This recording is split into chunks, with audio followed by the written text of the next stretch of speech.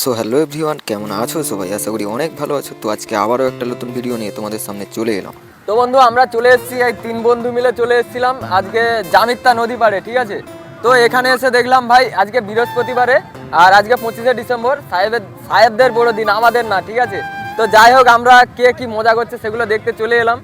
তো এখানে এসে দেখলাম ভাই ভিউটা আলাদা লেভেলের ভাই, সত্যি। এখানে রয়েছে স্টিমার ঘাট, আর সেদিকে চলো, সেদিকে দেখাবো যে কিভাবে সবাই পিকনিক করছে, সবাই এনজয় করছে, সেগুলোও দেখাবো। তো চলো ভিডিওটা সম্পূর্ণ দেখতে থাকো, আশা করি তোমাদের ভালো লাগবে। তো আজ সকালে ঘুম থেকে উঠতে না উঠতে আমার একজন দাদা ফোন করলো। দাদা বলতে ওই যাদের সঙ্গে আমি গিয়েছিলাম। তো আজকে তো 25শে ডিসেম্বর, তো চল একটু জামিত্তা থেকে ঘুরে আসি। তো আমিও ভেবেছিলাম যে ভিডিও করতে গিয়েছিলাম একবার, এরকম ফাঁকা ছিল, এরকম এত গ্যাঞ্জাম ছিল না।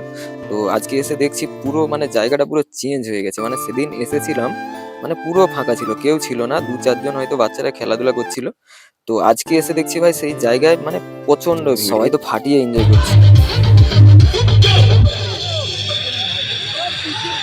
তো আমি ভেবেছিলাম হয়তো বৃহস্পতিবার আজকে হয়তো অত ভিড় হবে না। তো গত বছর যেরকম ভিড় হয়েছিল, গত বছরও আমি এসেছিলাম, তো তার থেকে আরো বেশি ভিড় হয়েছে।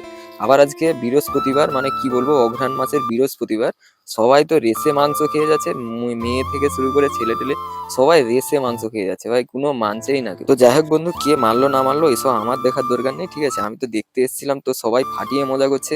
আর একটা জিনিস দেখলাম ভাই, এখানে এসে ভিউ ভাই সেই লেভেলের ভিউ, মানে কি বলবো, এক কথায় মন খারাপ থাকলেও এখানে যদি তুমি এসে যাও, সত্যি তোমার মাইন্ডটা পুরো ফ্রেশ হয়ে যাবে। তারপরে বন্ধু একটা জিনিস দেখলাম, এখানে শুধু ঘন ঘন গন্ডগোল লেগে যাচ্ছে, এই জন্য সবসময় পুলিশ কাকুরা পাহারা দিতেই আছে। তো আমি একটাই জিনিস সবসময় ভাবি যে সবাই তো এনজয় করতে এসছে, এই যে কাকুরা এনারা, এই পুলিশ কাকুরা, এনাদের কোনো ওকেশনেই ছুটি থাকে না। মানে যখন সবাই এনজয় করছে, সবাই যখন মজা করছে, এনাদের তখন বেশি করে ডিউটি। এদিকে দেখো কিরকম নেশা করে বমি টমি করে পড়ে আছে, ওভারলোড হয়ে গেছে, ট্যাঙ্কি খালি চলছে এখন। তারপরে দেখো বন্ধু, এই ভিউটার কোথায় বলছিলাম, सागर संग তোমরা যারা সমুদ্র ভালোবাসো তাদের জন্য এই পিকনিক স্পটটা খুবই মনোরম। फूलों संग बहारें हैं।